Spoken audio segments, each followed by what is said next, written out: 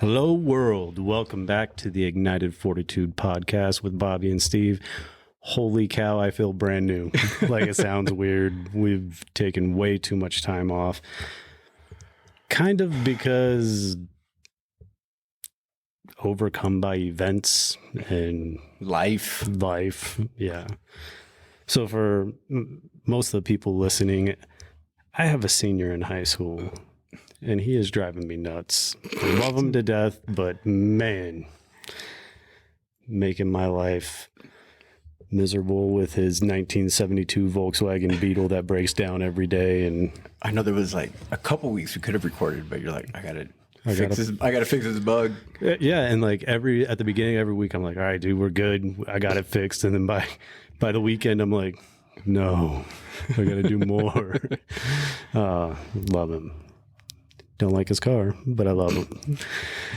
So we finished school ministry. We were hoping to get an episode out while we were even doing school ministry. And sorry, I had to adjust my mic. but so we finished, right? So, well, you finished. Oh, that's correct. Yes, you're right. Finished. You're right. I still have a class this week, and then we'll be done, and then I have a whole nother semester, and then you'll be done. Then I'll be done. So by March. March. But Pastor Ryan will get to teach. Oh, that's good. And I'm excited about that. That'll be good. He's in for it. You guys, you know what? You guys were. I was expecting a lot more flack from you guys, and it was not so much. Yeah, I mean, it's hard to argue about the Holy Spirit, though, right? Like, that's true. That's true. I mean, I think we still gave you a lot to think about. So today we need to talk. We need to talk about what's happened the last couple of weeks, or last couple of months. Yeah. September was the last time that we put an episode out. Yeah. Mm-hmm. So I'm gonna just jump into it. Go for it. All right. So many of you guys know, if you've listened, if you've gone back and listened, I lost my dad in October of 2019, October 13th. So this time of year is a little difficult for me. I was doing pretty good, I thought, for a while, up until about 2 weeks out from it. And I was watching a movie with my daughter, Father Stu. And the relationship that he has with his dad in there is not by any means indicative of mine and my dad's relationship, but it got me thinking a lot about my dad, and I was deep in my feelings that night, right? Like I was crying, trying to hide it from my daughter, like I got something in my eye, you know, and then I cried that night after she went to bed, and I woke up the next day and I was just in a bad place. I just felt off. I was in a bad mood. I didn't feel good about life in general. You know, I was still doing the stuff that I needed to do, that, to be obedient. I was praying. I was doing my Bible study. I was going to church. I was doing everything I needed to do. But I just was off. And I was on my way to work that morning, ran late, of course. Will wasn't there that day. Will wasn't there at all that week. He was training. But so I get to work and I'm just in a bad mood, you know, and none of the guys at work asked me like, hey, Steve, how you doing? You know, like you seem off or anything like that. And it put me more in my feelings. So I watched that movie Tuesday night. Mm. And yeah, because there was no school and ministry that night. So then on Wednesday I go to work and I'm all in my feelings after nobody asked me anything, you know, and I'm feeling really alone.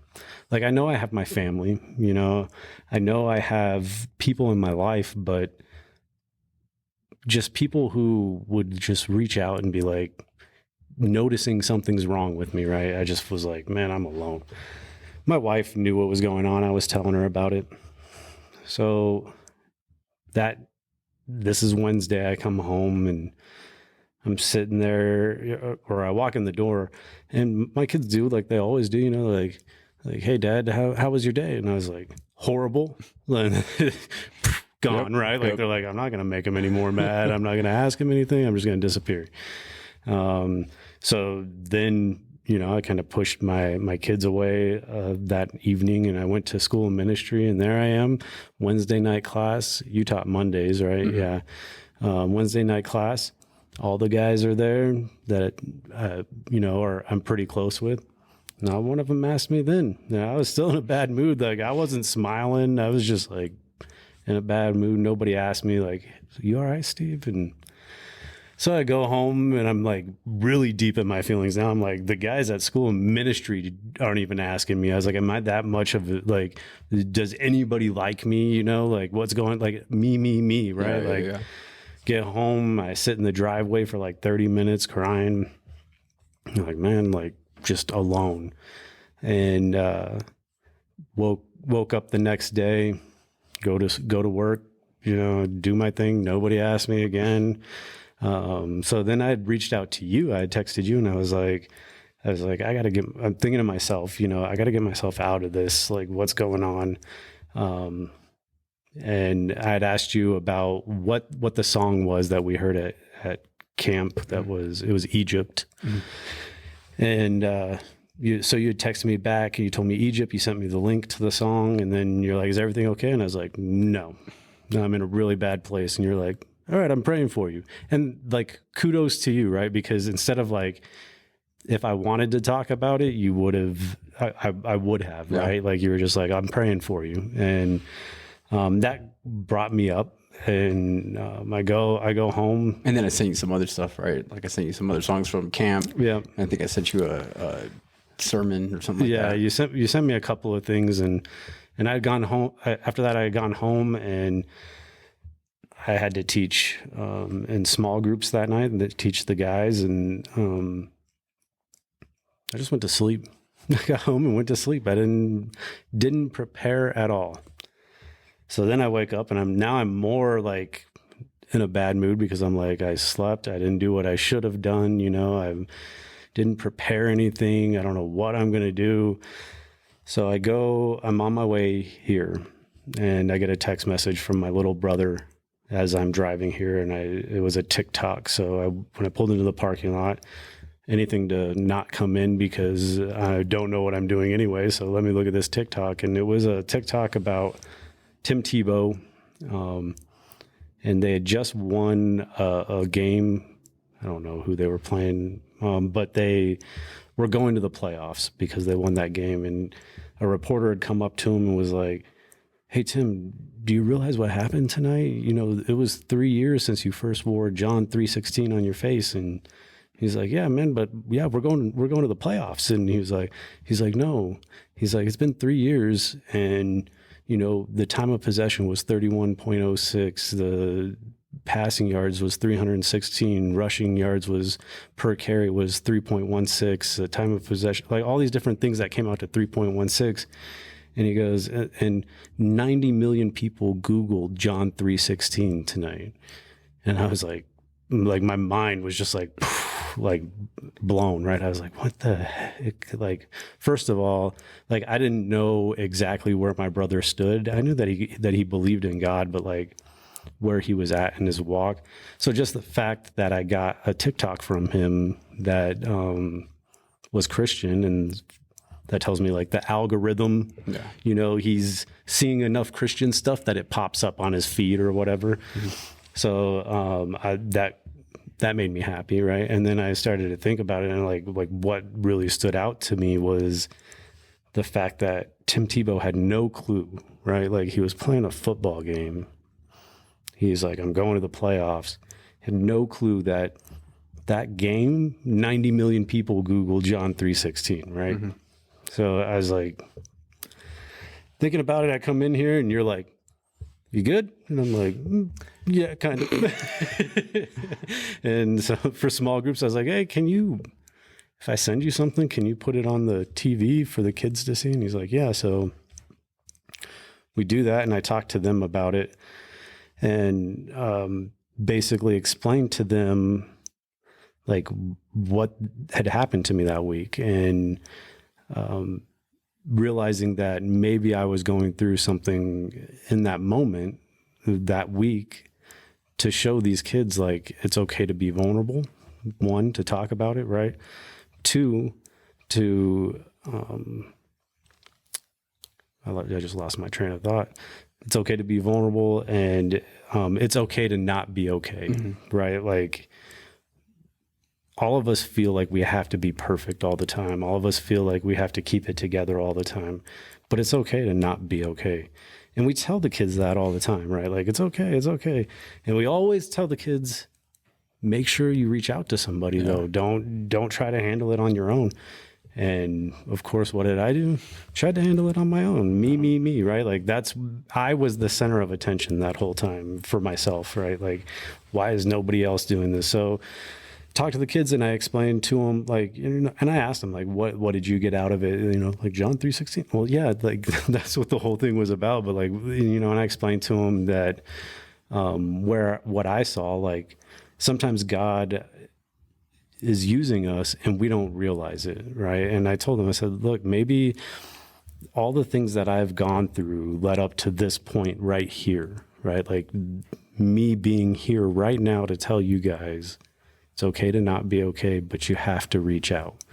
And we come back into the youth group room, and you do your teaching, and I didn't pay attention to anything you said. I was thinking the whole time about what I was going through, me, right? And I kind of had like this epiphany. You had showed, I think it was you that had showed, we did it around Christmas time, and we had like a little pizza party, I think, and maybe it wasn't Christmas time. I think it was, but it was when we did that beginning of the year. I think so. That skit, that skit, and like the sculpting. So maybe it wasn't that one. And then, anyways, there's like a skit where this guy, it's like a monologue that he does where he's being like sculpted on, and like, you got to cut this off, you got to cut this off, you got to. Oh, is that by those two guys? Yeah, I think so. The skit guys or whatever. There's like Christian dudes that they are Christian dudes, but anyways, it's like chiseling away the stuff that isn't supposed to be there, right? So, and like, that was like, I was thinking about that, and it was what it had come down to. Like, what I had realized was, first of all, those guys at work that I was like, why aren't they asking me if I'm okay? I've never asked them if they're okay. Like, why am I expecting them to be any different towards me than I am towards them? Never asked them if they're okay. And then, I feel I've been called to be a pastor, right? Like, if that's what I've been called to do, and I'm not willing to ask somebody else how they're doing, how am I going to lead people and love people when I can't do, when I haven't been doing that, right? Like, and I feel like God was showing me, like, this is what it feels like when you don't love people, right? And it was just an eye-opening experience for me in the aspect of, like, one, it was super painful, right? Like, I don't think I've cried that much in 1 week in my entire life, right? And so it was super painful, but it was also rewarding at the end, right? Like, where I was like, oh, I get it. And then that weekend we had the men's conference here, and I had come that first night, and it was a Friday night, and I was just sitting by myself, like in the Word, like getting my fill. And when I got up to leave, I noticed there was a guy that was sitting in the very back row by himself, and I was like, as I was walking, I was like, "Hey, you doing all right, man?" And he's like, "Yeah." He's like, "How about you?" I was like, "I'm doing pretty good." And we started talking, and like at first I was like kind of like I didn't know where he was, right? Like I didn't know if, because I'd never seen him before, and that's the crazy thing about going to like Calvary Chapel. Like each service is like its own church essentially. So we obviously didn't attend the same service, so I didn't know who he was and where he was at, and so I was kind of like pushing, like making sure that where he was at with Christ, you know, and he's like, no, bro, I'm good. Like, dude's a chaplain and like an ordained chaplain and all this stuff. And I'm like, oh, okay. And then we just started talking because he's from the area. And even in the parking lot, we talked for another hour, you know, and at the end, he goes, hey, before you leave, I just wanted to say thank you. And I was like, for what? And he's like, I've just been dealing with something. And he's like, I kind of felt like nobody cared. And he's like, and the fact that you asked, like, hey, how you doing? You know, he's like, showed me that there are people who care. And it was like, ding, ding, ding, ding, ding. Okay, I get it. Right. And so from that point on, like I haven't been perfect, but I do try to ask a lot more like, hey, how are you doing? I've noticed in myself a lot of the times, you know, somebody will ask like, hey, how you doing, Steve? I mean, even you, like even today, right? Like you asked me like, so how was your day, dude? Well, like before we started recording, how was your day? What'd you do? And then like, I don't know if you caught it, but like, it was like a few minutes after I answered, I was like, dude, how was your day? Like, you know, like it's like a reciprocal. Yeah. It's like a reprogramming though of like, oh yeah, that's what I'm supposed to do. I always harp on you. Remember that one time we were in the office? I was like, 3 times you're like, bro, I'm good. I'm like, are you sure, dude? Because I don't know, man. Yeah. So like, yeah, Bobby's always like, Steve, you all right? Steve, no, really, bro, you good? Like, I'm fine, Bobby. What? So it's one of those. But so a lot of times when he asks me, I'm like, I'm good, and I walk away so he doesn't ask me again. But no, it was just one of those experiences. Where my eyes were opened. I think one of those experiences that, try not to sound like weird or like one of those crazy Christian guys, but like that makes you like more spiritually aware, right? Like more like,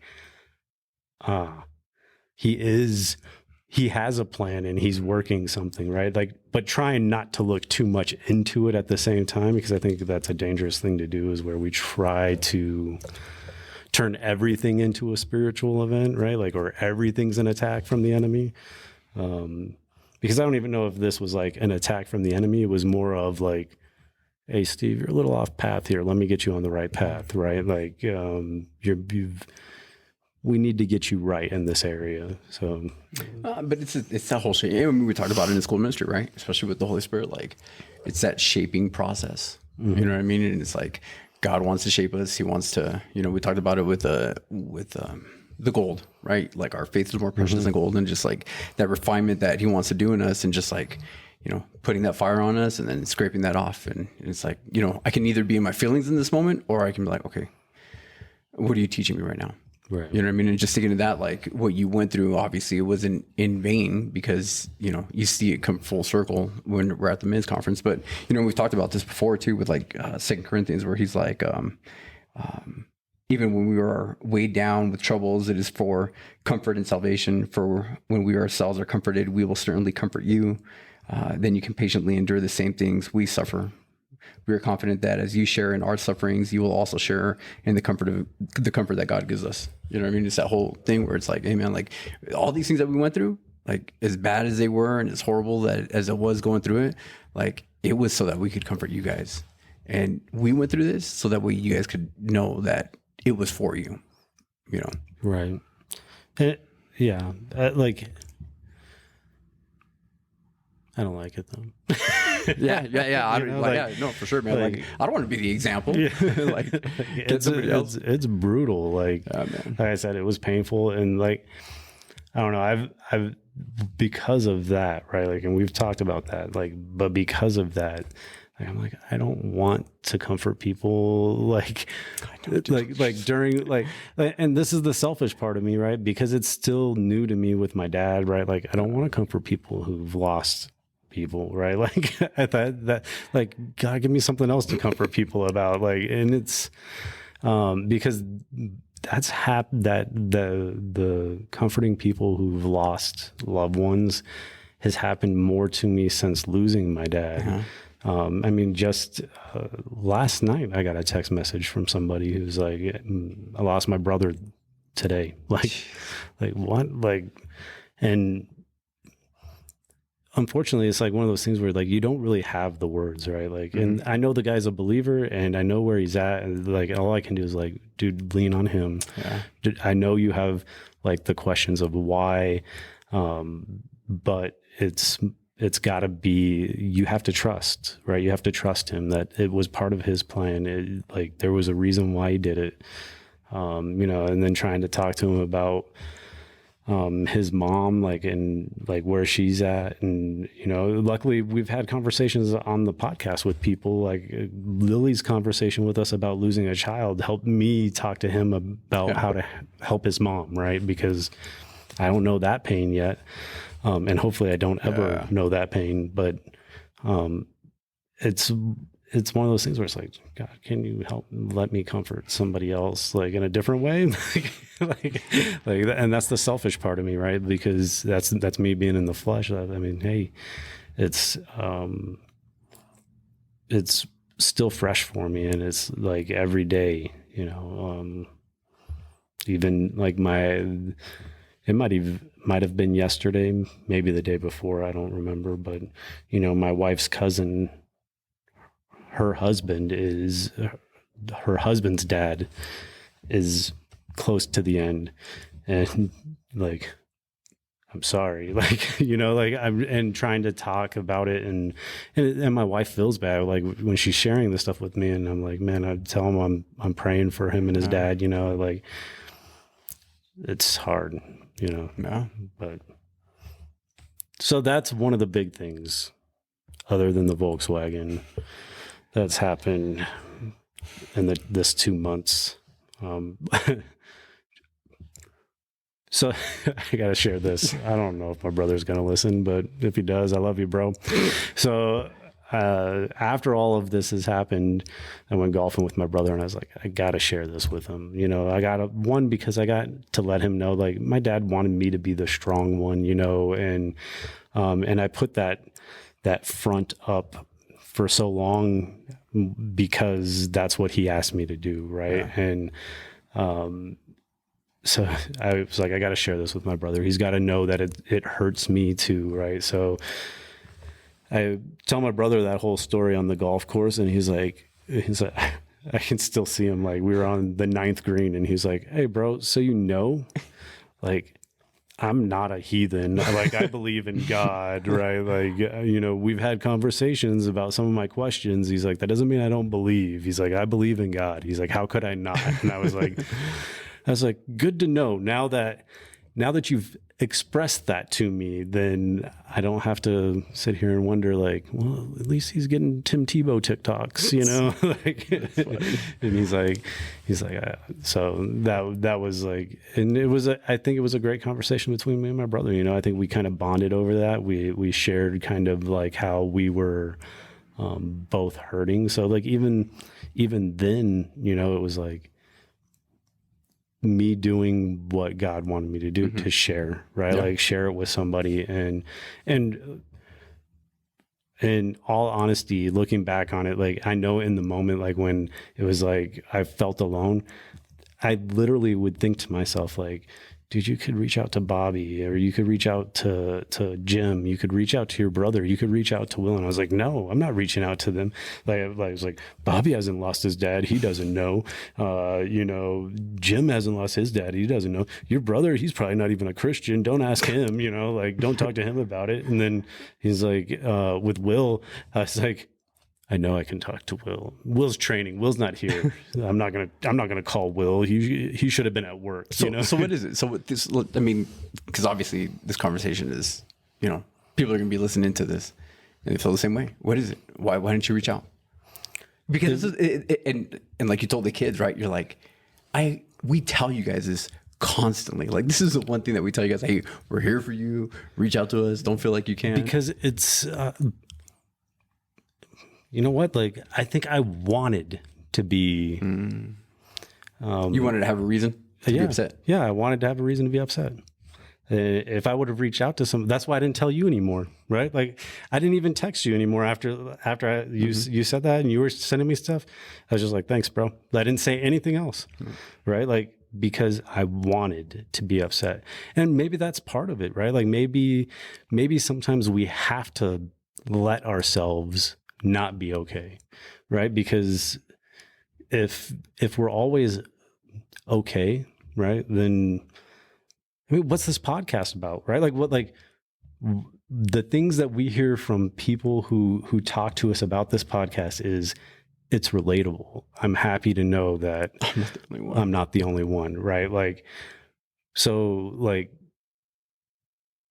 if we're always happy, if we came on here and everything was always good and like, hey, everything's great, guys, love you, blah, blah, they'd be like, oh, I'm not listening to this anymore. These guys are too happy, too much, So I think it is like sometimes you have to just not be okay. You have to, right? Like there's too much going on in life to just. Well, but it comes with it comes with who you are. Like the Lord told us, he told his disciples, like, you are going to have sufferings. You know what I mean? Right. And I think that's what a lot of people, they don't think like, dude, you get saved and you're going to have issues. We're no different than the people of the world in the sense of what we're going to go through. And actually, as a matter of fact, the things that we go through are probably a little bit harder in a sense because we can't handle it. Like it'd be so much easier for me to handle certain things in the way when I was not saved. Like let me turn to some alcohol. Let me, or let me, hey, you know what? You and me right now. Yeah, let's go. Yeah, let's fight about it. Like let's throw some blows. And I think that's what it is like. You just want to not be okay. You want to be in your feelings, and I think last year, the thing that saved me was COVID. I had COVID during that time, right? Yeah. And I was alone because I was isolated and I was sick. I felt like crap. I thought I was gonna die, So it was like last year wasn't that big of a deal to me. And I think I just went through my depression during that time and being completely isolated, almost completely isolated, other when my wife would bring me food, and something to drink, like just being alone made me want to not be alone. Right. Like it made it so that when that 2 weeks was up, it was like, okay, I'm done being like that. I'm going to be happy. I'm going to be back with my friends and my family. And I'm not letting anything keep me from enjoying. Sure. Right. Like, but then this time I didn't have anything to have an excuse for it. Yeah. Right. And so this time I made it so that I was alone. Right. Like I made myself feel alone. And I think maybe that's what it is right. Like I feel like obviously I'm not like mad at my dad. Right. But like, I feel alone about like, I don't have that relationship anymore. I don't have that, there's something missing. Yeah. And so like, it's one of those things where it's like, oh man, like I miss that, right? Like I miss my dad calling me to talk to me about nothing, or to tell me I'm doing something completely wrong. And, I'm gonna tell the story about yesterday. So my oldest son was on the phone with one of his friends, and I guess they have like this little joke that goes back and forth between the two of them where they're complaining to each other, and it's just like they go, just kill him. For any of you who know my son, you know that sometimes he's a little off in the way he tells jokes, and they don't always make sense. So what my wife and my younger son heard was, you kill your mom and I'll kill my dad. Right. And I was like, so when my wife told me this, I was like, what? And I was thinking like, I tried to think like, did I ever say that about my dad? Like, and I didn't. There was times where I was like, man, I would let's fight, like, but never like, I'll kill you, like, so, um, talking to him about it, he tells me it's a joke and this and that. And I told him, I was like, well, first of all, I was like, the way you said it is not like kill him. Like, it was like, you kill your mom, I'll kill my dad. Like, you guys, you identified the person, like there was witnesses. So there was that, like, and it wasn't said out of anger, right? Like, my wife made sure to tell me that, like, there was no anger. It was just like monotone, like that was like not an appropriate joke. Yeah. So talking to him about it, I was telling him like, look, dude, like, it bothers me that it comes out so easily. And I know I haven't been perfect. And, I told him, I was like, I've changed. And without going into too much detail, I told him like, I've been trying to be a better father. I've been trying to give you the freedoms that you deserve and that you should have at 17 years old. There's consequences to your actions though. And, but I told him, I said, like, I hope you never experience the loss of your father at a young age. And I started crying, like tears coming down, like, because I was like, I don't want you to think that, I don't want you to take what we have here for granted. Like, I know I did, right? Like, I know I took my dad for granted all the way up until I found out that he was sick, right? And I mean, I remember having blowout fights with my dad at his house as a grown man, within the last 10 years, where I'd be like, you know what, I'm just not coming over anymore. I'm just staying away. I'm going to do me, you do you, like, and, like, for me, and I think every parent does it, where they're like, I want to be a better father or mother than what I had, right? So, like, I've tried, I make sure my kids know, like, I tell them, like, every day, like, I love you. I give them hugs. Like, things that I didn't necessarily experience on a daily basis, right? Like, I knew I was loved, and I'm pretty sure I said it on here before, like, my dad didn't hug me until the day I graduated high school. That's the first, I mean, I won't say he didn't hug me. I don't remember him hugging me, like, with any type of, like, conviction, Affection, like, yeah, like, until the day I graduated high school. So it's like, I'm not going to be that way. I'm going to make sure my kids know, and I'm sure I know I'm still screwing up, right? Like, so, I just wanted him to realize, like, that's not a joke, like, and anyways, I'm like rambling now. Like, we haven't done this in so long. I don't even know what to talk about. I'm just going all over the place. But, so guys, it's been a crazy 2 months. Like, it's not a crazy week. It's been a crazy week after week after week. And, that built up to this amount of time. Yeah. It's crazy too, man. Cause like, dude, just all the stuff that I went through, a few months ago is just like, and my wife and I were talking about it not too long ago. It was like before camp too.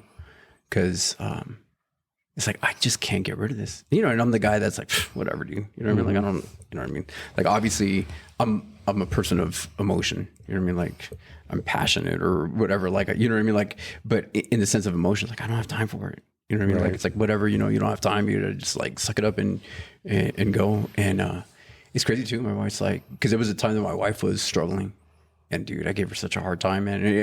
And I'm grateful for this season of going through what I've been going through. Cause it's like, yeah, man, like, I was like straight up like a jerk just cause I didn't understand. Like, I didn't get it. And it's like, no, how, she would, she'd be like, I'm praying about this and that. And I'm like, well, you're obviously not praying right, saying something stupid, absolutely dumb, you know what I mean? And she told me, she's like, you made me feel like I'm less than a Christian. It's like, I'm sorry, because that's not at all that I was trying to do, you know what I mean? But, and then you go through it, and I'm grateful, man, because it's like, dude, I've never been a person that's been in a, like just a funk. And it's just like, you can't shake it. You know what I mean? Hard, it's just man. like, and I've never been in that place. And it's like, dude, like, at this point, it's like, I'd give anything for this to just like go over, man. It's just like that constant drain. But you know what?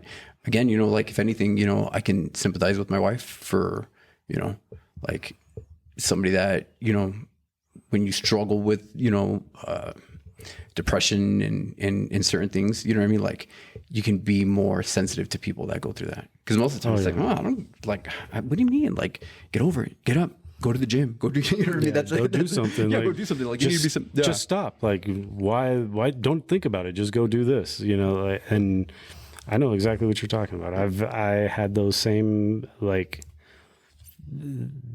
reactions towards things with my wife, and I always try to be like super sympathetic, and there's those times where it's like, come on, like you got to get out of this, and but it's not that easy. Yeah, it's not. And sometimes it's like, especially like afterwards, I'm thinking to myself, right? Like after what I experienced, I'm like, I kind of wanted to be that way, in my mind, the way I see it is like I said, I wanted it, right? Like I wanted to not be okay. I didn't reach out to anybody because I wanted to not be okay. I wanted to have that excuse. I wanted to be in my feelings.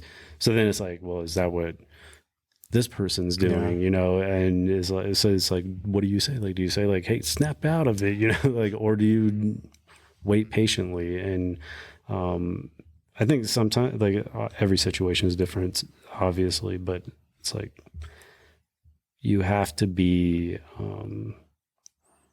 loving.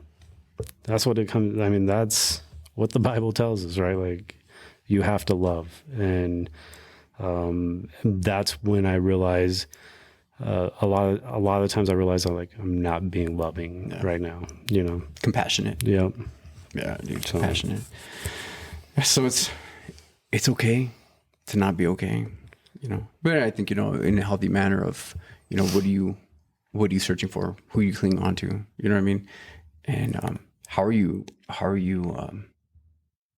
don't know, like how are you, I don't, dealing isn't what dealing is. Coping, maybe like the output of what you're doing, you know what I mean? And in a sense, like, and I know probably some of my biggest problem is the fact that I just like, I'm so busy that it's like, I don't have time. Yeah. I don't have time to like think about it and process it. And even then, like, I don't even know what to process. You know what I mean? Like, what?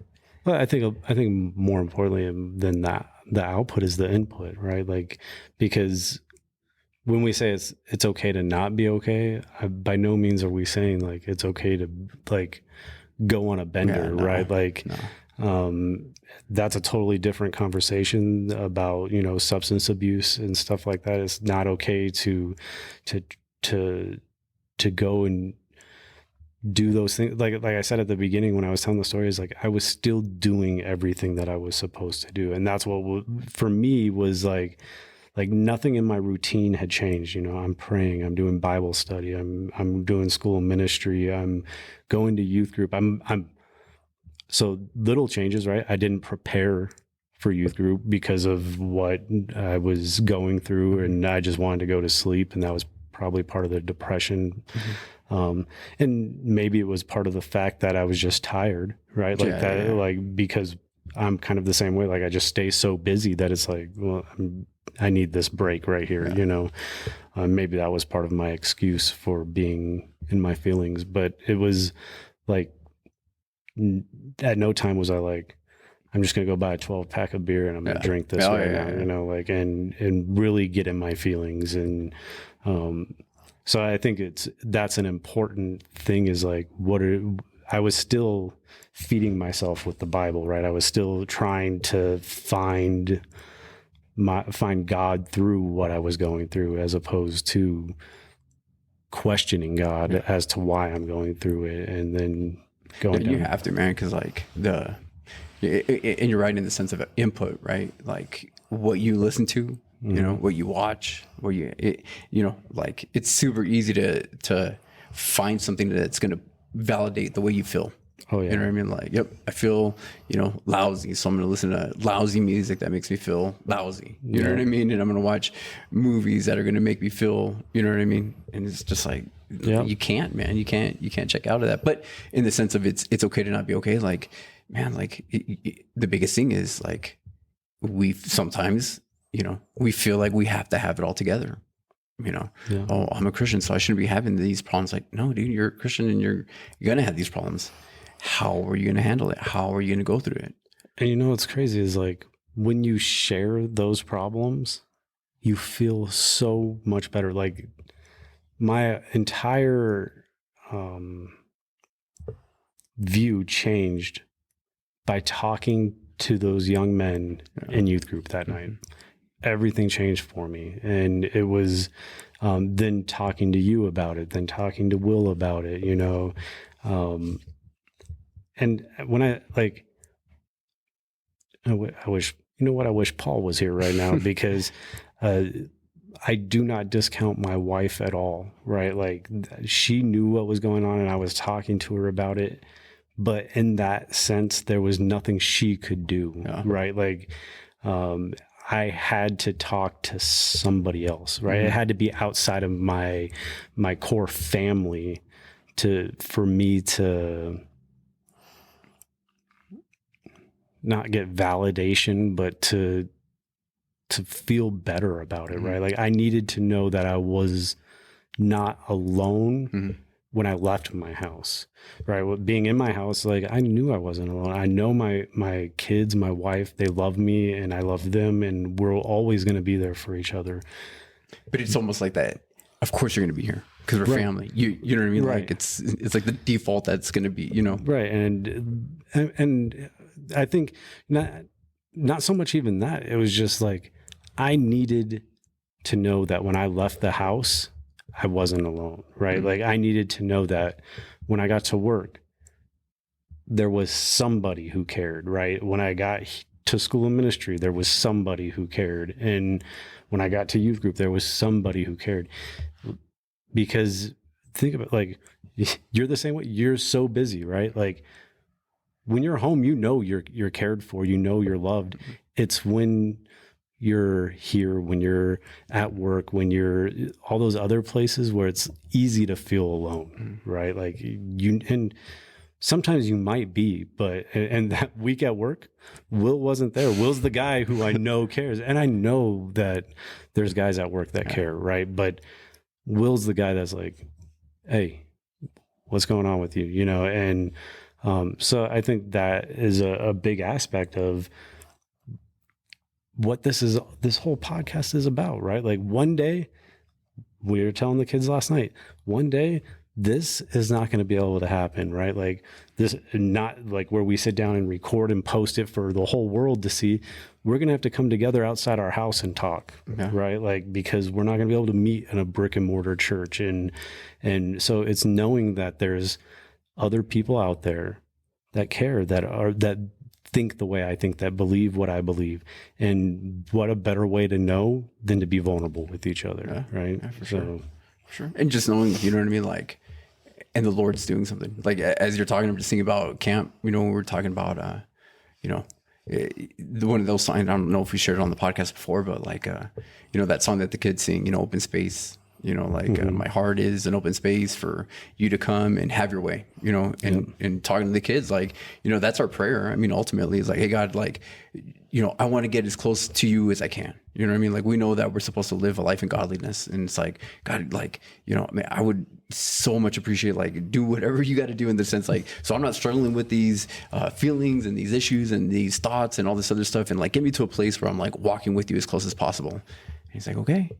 Like, that's not going to be something easy. You know what I mean? And there's this song called Open Space, and in the line, and we did this at camp, and I told the kids, I said, sing the song, and then, they sang it, and then I told them, like, listen to what you're saying, like, do whatever it is that you want to do, change whatever it is that you want to change. And, I knew that these kids were going through all kinds of stuff, and it's like, why do you think God's doing this? because that's what our prayer is, you know, and even in this setting, you know what I mean? It's like, dude, the only way that he's going to make us more effective for him is because we rely more on him. And there you go. Like in the sense, like when I'm fine and I'm okay, like I'm not relying on the Lord, you know what I mean? I'm relying on all the stuff that I've put in process to make it about what I do. And hey, you know what? This is how I, you know, maintain a life in godliness. And the Lord's like, no, that's not how you maintain it. Let me show you. Yeah, let me show you. Let me show you how to maintain it. And I need you to be dependent on me and not on yourself. You know. Right. So when God's changing these things, when He's chiseling these things out, you know, yeah, it hurts. And He's getting the imperfections because, and I heard, it's funny because I heard one guy describe it where it's like he sees this rock, this sculpture, and it's just the piece of, you know, stone or whatever. Mm-hmm. And the guy's like, do you see it? And the guy's like, I don't know what you're talking about. He's like, I see it. I see exactly what it is. He's like, now I just got to get rid of all the stuff that needs to go away in order to make it look what it looks like. And it's like, that's what the Lord's doing in our life. There's things that I need to get rid of, you know, and a lot of it has to do with you. You need to be, you know, you need to decrease. Yeah. What it was, no, never mind. That'll go on a whole nother thing if I went with that. Yeah. So next time, because there will be a next time, hopefully a lot sooner than 2 months. And we are going to look at getting some new clothing line type stuff out there. Yeah. Especially because it's starting to get cold. We need some long sleeves, some hoodies. So in the meantime, you guys can, if you guys want to get something, you guys can go to the store and it is up, and that's a whole nother thing too, but we'll talk about that another time. But hey guys, we know it's been a long time. We hope that you're there. We hope that when this podcast populates, you'll be like, oh, look, finally these lazies. I looked on Red Circle before I came here today, and it was like every day was like one, and I was like, yeah, we don't even have anybody listening anymore. So that's why we didn't jump right back into the Bible either, going back into the armor of God. Hopefully during this next couple of weeks, we can get more published and more done. Yeah. And we apologize for taking so long. So thanks for your guys' patience with our I mean, there has craziness. There has been patience because they haven't had a choice. But we have been getting beat up about episodes. Yeah, they're like, "When's the next one? When's the next one?" Like, it's coming. And it's funny every time. I mean, there's been multiple times, guys, where it's been like, "This weekend we're gonna do it. We're gonna do it," and then it's like, "Nope, not today. Nope, not today. Nope, not today." So, all right, man. Well, pray us out. Dear Heavenly Father, I just want to thank you for working in our lives, God. Like, I know that we have gone through a lot of stuff in the last 2 months, and I'm sure we're not the only ones. I know we're not the only ones that have experienced the things that we've experienced, worse things, or just anything, God, that we struggle with.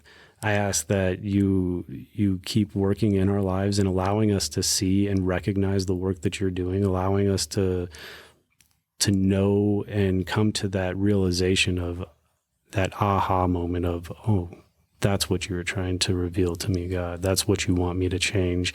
So that way we understand that what we're going through is not in vain, God, and that it's not just misery for misery's sake, that we're going through those things for a reason, God. And I hope that, and I pray that all of us use that to glorify you, God, to grow closer to you and just walk with you in everything that we do, Lord. I know it's too easy sometimes for us to separate our Christian life from our worldly life and our secular life, and this is my work life, this is my church life, but that's not how our lives are supposed to be, God. And I just hope that and pray that you keep working in all of us, and we pray all of this in Jesus' mighty name. Amen.